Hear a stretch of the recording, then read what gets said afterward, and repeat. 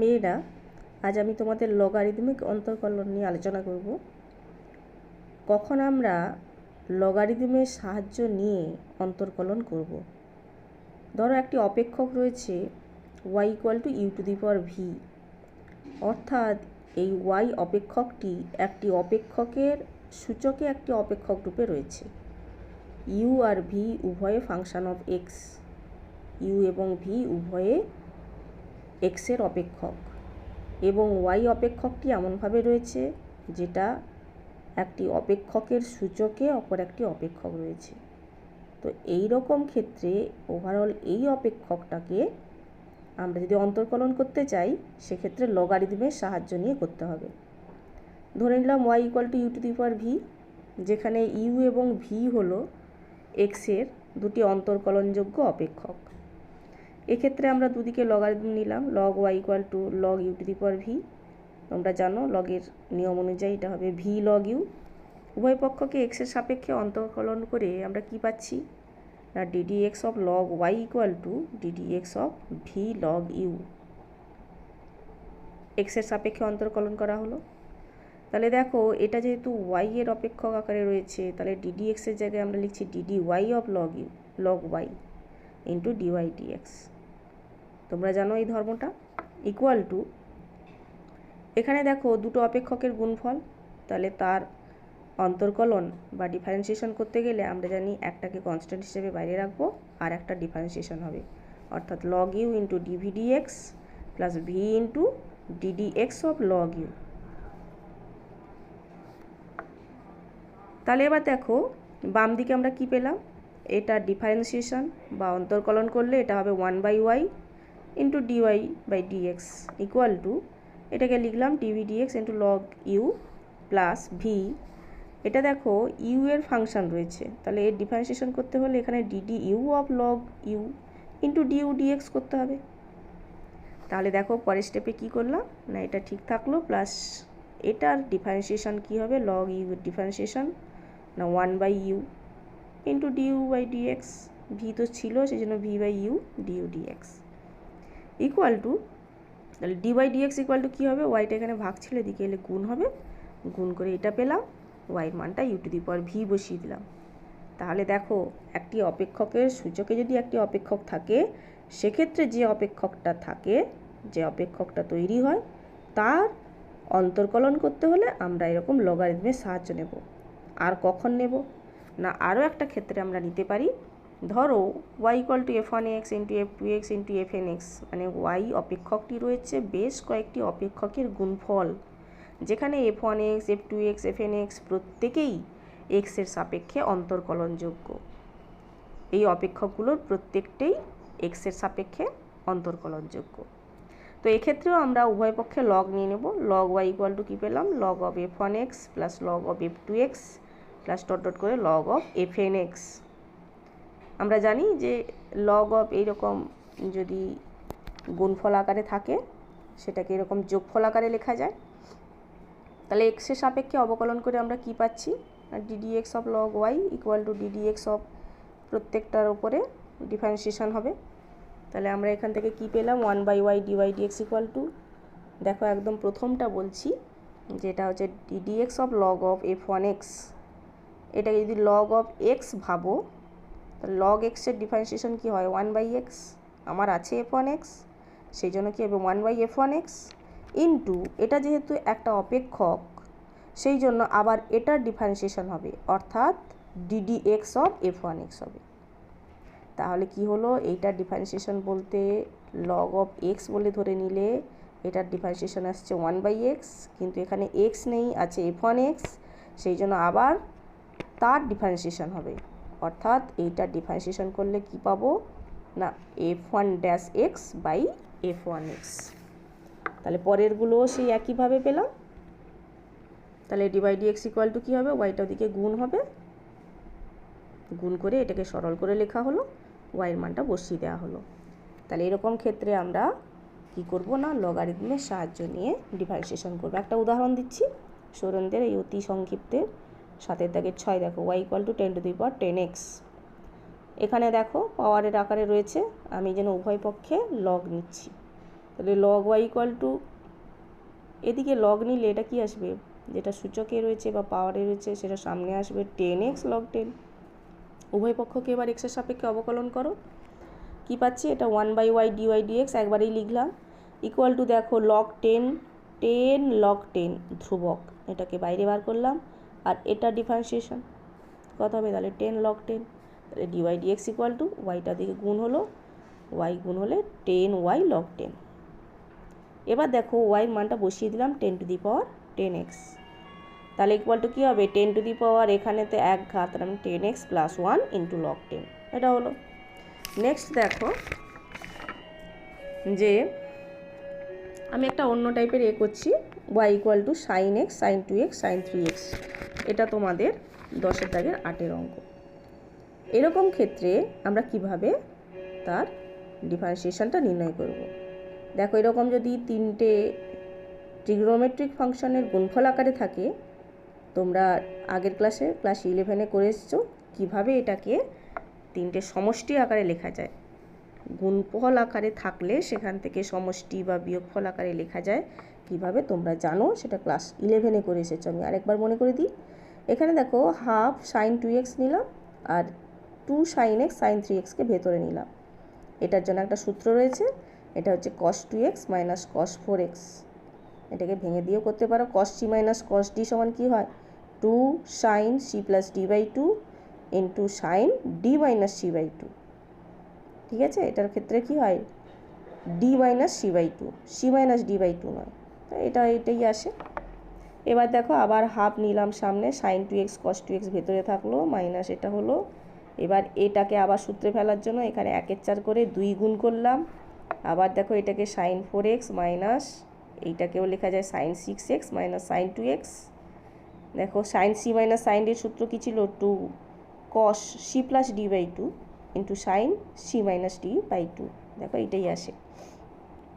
তাহলে 1/4 into sign 4x, এটা সরল করা হলো, সরল করলে আমরা এই আকারে পেলাম। তাহলে যোগফল আর বিয়োগফল আকারে পেলাম, যেটা আমাদের ছিল গুণ আকারে, তবে আমাদের অবকলন করতে সুবিধা হবে।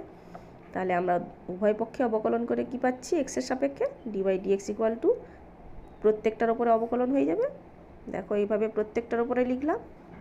এবার দেখো এটার অবকলন করলে কি হয়, 2 cos 2x সাইন x, যদি এটাকে ভাবো এটা ডিফারেন্সিয়েশন কি হয় cos x, কিন্তু আছে 2x, তার মানে 2x-এর আবার ডিফারেন্সিয়েশন যা হয় অর্থাৎ 2 সেটা আসবে। তেমনি দেখো সাইন x এটাকে ভাবলে cos x হয়, আছে কি cos 4x, সেই জন্য cos 4x হলো, আবার 4x-এর ডিফারেন্সিয়েশন করলে 4 আসবে, সেই জন্য এখানে 4, একইভাবে এটা মাইনাস 6 cos 6x হয়েছে। তাহলে দেখো প্রত্যেকটাতে 2 রয়েছে, এই জন্য হাফ রেখে cos 2x plus 2 cos 4x minus 3 cos 6x পেলাম। এবার দেখো একটি অপেক্ষকের সাপেক্ষে অপর একটি অপেক্ষকের অন্তর্কলজ নির্ণয়, সেটা কীরকম করব। ধরো y ইকুয়াল টু ux আছে আর z ইকুয়াল টু vx আছে, দুটোই হচ্ছে অপেক্ষক x-এর, দুটো অপেক্ষক রয়েছে, একটা y আর একটা z, উভয়ই x-এর অপেক্ষক, এবং ux আর vx উভয়ই হচ্ছে x-এর সাপেক্ষে অন্তর্কলনযোগ্য। আমাদের কি করতে হবে না, z-এর সাপেক্ষে y-এর অন্তর্কলজ নির্ণয় করতে হবে।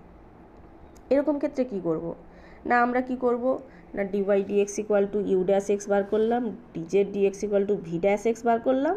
তাহলে দেখো আমাকে তো y-এর অন্তর্কলজ নির্ণয় করতে হবে z-এর সাপেক্ষে, তার মানে কোনটা বার করতে হবে, dy বাই dz, এটা বার করতে হবে। তাহলে এটা সমান কী হবে, dy by dx by dz by dx, dy dx by dz dx, তার মানে u dash x by v dash x।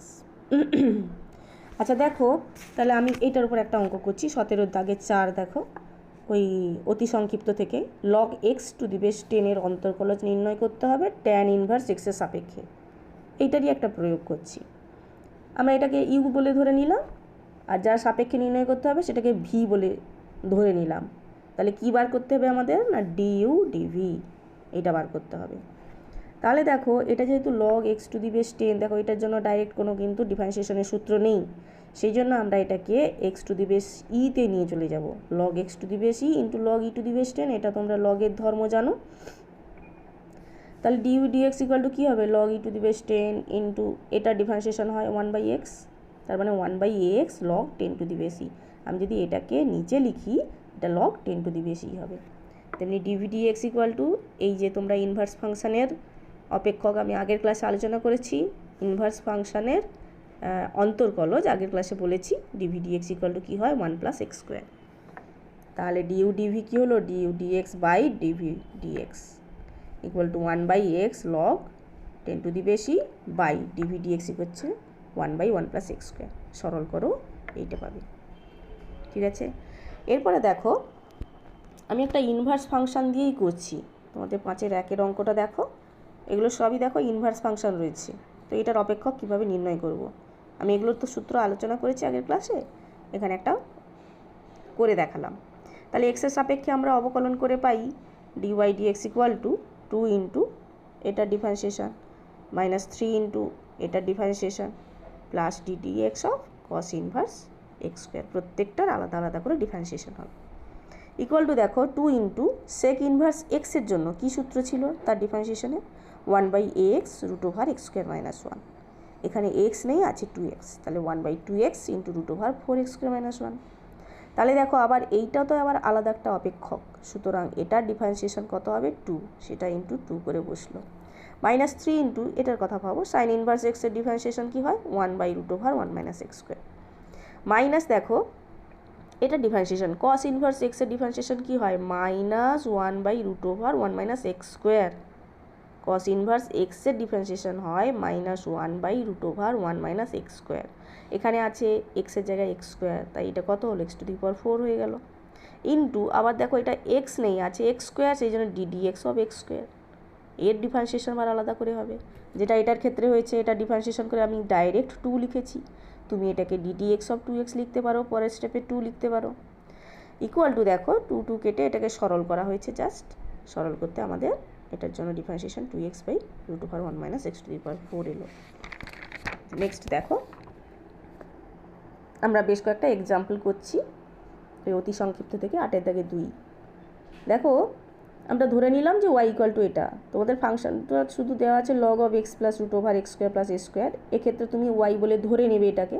এবার এক্সের সাপেক্ষে অবকলন করো, কী পাচ্ছি dy dx ইকুয়াল টু, আচ্ছা এটাকে তুমি যদি log of x ভাবো, log of x এর ডিফারেন্সিয়েশন কত হয় 1/x, কিন্তু x তো নেই, আছে x + √x² + a স্কোয়ার, তাহলে বসলো এটা। ইন্টু আবার এটা একটা অপেক্ষক, সুতরাং এটার ডিফারেন্সিয়েশন আলাদা করে বসবে, তাহলে into ddx of x + √x² + a square. তাহলে পরের স্টেপে এটাকে সলভ করছি, এটা তো যা আছে থাকলো। এটার ডিফারেন্সিয়েশন হলো 1 প্লাস এই √x² + a স্কোয়ারের ডিফারেন্সিয়েশন কী হবে, এটাকে মনে মনে ভাবো x² + a square whole to the power half আছে, তার মানে x⁴n এটার সূত্রে আসবে, অর্থাৎ n x⁴n - 1, n বলতে হাফ এখানে, তাহলে half x² + a square whole to the power -half, half into x² + a square whole to the power -half. দেখো আমি এখানে হাফ এটাকে টু দি পাওয়ার -হাফকে রুট দিয়ে নিচে লিখেছি। আবার দেখো এইটার একটা ডিফারেন্সিয়েশন আসবে, x² + a স্কোয়ারের একটা ডিফারেন্সিয়েশন আসবে, তার ডিফারেন্সিয়েশন কত হয় 2x, তাহলে ইন্টু 2x, 2 কেটে গেল, এটাকে সরল করলে দেখো এটা আসে, দেখো এইটা আর এটা একই জিনিস, এটা কেটে গেল, থাকলো 1/√x² + a স্কোয়ার। নেক্সট দেখো 10-এর 1 y equal two cos x³ into sin square x⁵। এটা দেখো দুটো অপেক্ষকের গুণফল আকারে রয়েছে, তো এটার ক্ষেত্রে, এবং দেখো ফাংশনগুলো একটু জটিল লাগছে, তো এক্ষেত্রে আমরা একেবারে দুটো সূত্র আমি তোমাদের করিয়েছি। যদি গুণফল আকারে থাকে একটাকে কনস্ট্যান্ট রেখে আরেকটা ডিফারেন্সিয়েশন, আবার এটাকে কনস্ট্যান্ট রেখে এটার ডিফারেন্সিয়েশন, এইভাবে করতে পারো। আর নয়তো উভয় পক্ষে লগ নিয়েও করতে পারো। গুণফল আকারে থাকলে আমি বলেছি লগ নিয়ে করা যায়, তো এখানে আমি লগ নিয়ে করে দেখাচ্ছি। তাহলে log of cos x³ গুণফল আকারে থাকলে সেটা লগ নিলে যোগফল আকারে এইভাবে লেখা যায়, log of sin square x⁵ equal to log of x³। দেখো এটা কিন্তু cos x এর হোল কিউব নয়, সুতরাং এটা এরকমই থাকবে, কিন্তু sin স্কোয়ার x⁵ মানে কিন্তু sin x⁵ এর হোল স্কোয়ার, সুতরাং এই স্কোয়ারটা তুমি সামনে নিতে পারো, 2 log sin x⁵। এবার আমরা এক্সের সাপেক্ষে অবকলন করছি, তাহলে এটা কি হলো 1/y dy dx equal to দেখো এটার আমি অন্তর্কলজ নিচ্ছি, তাহলে 1/cos x কিউব, যেহেতু লগ অফ এক্স বলে ধরে নাও, তাহলে 1/cos x কিউব হলো। আবার এটার ডিফারেন্সিয়েশন বসবে ddx of cos x cube, plus তেমনি 2 ইন্টু এটার লগ অফ এক্স বলে ধরলে 1/x মানে 1/sin x to the power 5, আবার এইটার ডিফারেন্সিয়েশন হবে ddx of sin x to the power 5, তাহলে ইকুয়াল টু কী হবে না cos x এর ডিফারেন্সিয়েশন হচ্ছে minus sin x cube by cos x cube.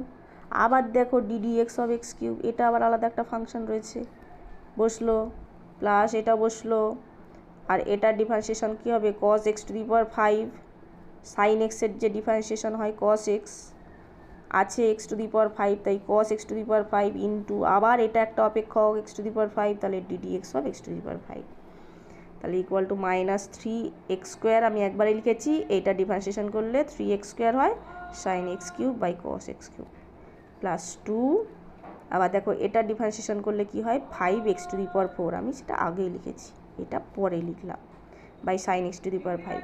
কেন এটা আমরা এভাবে লিখলাম না, দেখো আমি যদি এটাকে cos x to the power 5 into 4x² লিখি, এই 4x²টা x টু দি পাওয়ার 5-এর সঙ্গে গুণ বুঝিয়ে যেতে পারে, তোমরা ভুল করতে পারো, সেই জন্য আমি এটাকে আগে লিখে ফেললাম।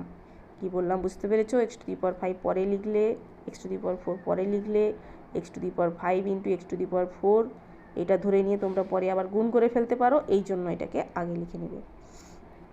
তাহলে dy dx কী হবে, এখানে যে ওয়াইটা এখানে ভাগ ছিল এদিকে এসে গুণ হবে, তাহলে আমরা এখানে এই যে এটা গুণটা করেছি, তো ওয়াইয়ের মান একদম লিখেই দিয়েছি, ইকুয়াল টু ওয়াই ইন্টু না বলে ওয়াইয়ের মানটা বসিয়ে দিয়েছি, যা ছিল লেখা হলো।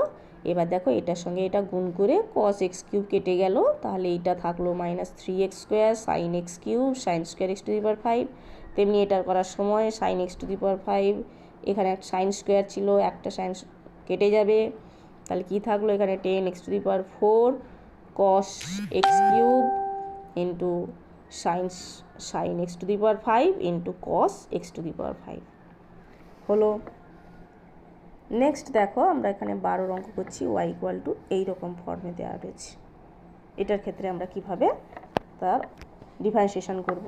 তাহলে এক্সের সাপেক্ষে অবকলন করছি, dy dx ইকুয়াল টু, দেখো এই ডিফারেন্সিয়েশনটা কীরকম হবে, এটাকে মনে মনে ভাবো x² + 1 whole to the power half, তাহলে half x² + 1 whole to the power -half হবে, মানে হাফ -1 করলে কত হয় -হাফ।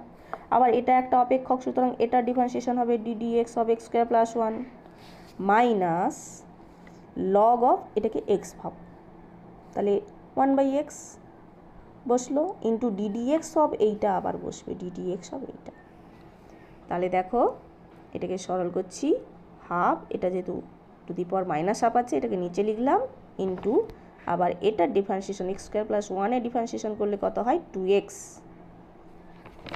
এই যে এখানে ddx অফ x² + 1 লিখেছিলাম, তার ডিফারেন্সিয়েশন করলে হয় 2x, -1 এটা লেখা আছে, এবার ddx অফ 1/x এর ডিফারেন্সিয়েশন কী হয় -1/x² প্লাস ddx অফ এইটা আলাদা করে লিখলাম, একেবারে করতে গেলে গলদ হয়ে যেতে পারে, তাহলে এটাকে সরল করে লিখেছি √x² + 1/x, x²কে রুটের বাইরে লিখেছি, তাহলে দেখো এটা সরল করি x/√x² + 1 মাইনাস, দেখো এটাকে যদি সরল করি এই এক্সটা এরও নিচে আসবে, তার মানে এক্সটা আলটিমেটলি উপরে এলো, তাহলে এখানে নিচে কি থাকলো 1 + √x² + 1 ইন্টু -1/x² প্লাস এটার এবার ডিফারেন্সিয়েশন করছি, দেখো দুটো অপেক্ষকের ভাগফল আকারে রয়েছে, এটা ডিফারেন্সিয়েশন আগে বলেছি, যেটা হরে থাকবে তার স্কোয়ার, আর লবে কি হবে x ইন্টু এটার ডিফারেন্সিয়েশন মাইনাস এইটা ইন্টু এক্সের ডিফারেন্সিয়েশন 1 হয় একেবারে লিখে দিলাম, তাহলে এটা যা আছে লিখলাম -x/1 প্লাস এটা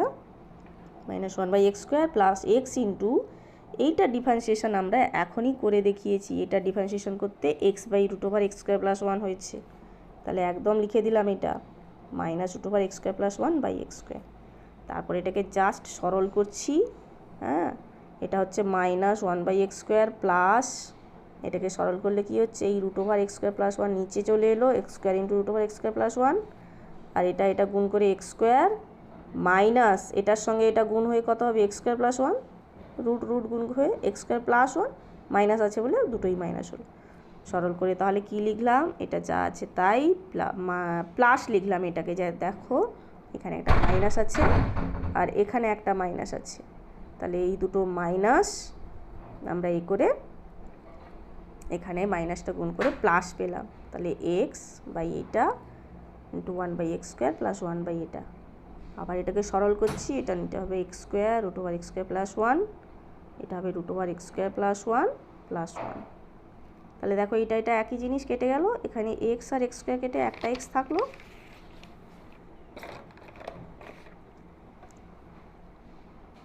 তাহলে এটাকে জাস্ট সরল করছি, এটা হলো এইটা √x² প্লাস 1/x। নিজেরা স্টেপিংটা করতে পারো, না হলে এখান থেকে একটু দেখে নিবে। আচ্ছা, আর একটা করছি দেখো 11/5। এখানে একটা ফাংশন দেওয়া আছে দেখো, y = cot inverse √1 - sin x / 1 + sin x। এখানে রেঞ্জটা দেওয়া আছে 0 x π/2। তাহলে এটাকে আমি cot ইনভার্স থেকে যদি tan ইনভার্স লিখি, তাহলে এটা কি হয়ে যাবে, উল্টে যাবে √1 + sin x / 1 - sin x, কারণ cot inverse x = 1 tan inverse 1/x, বা tan inverse x = cot inverse 1/x। তাহলে এটাকে লিখলাম √, এই রুটটা কিন্তু গোটাটার ওপরে,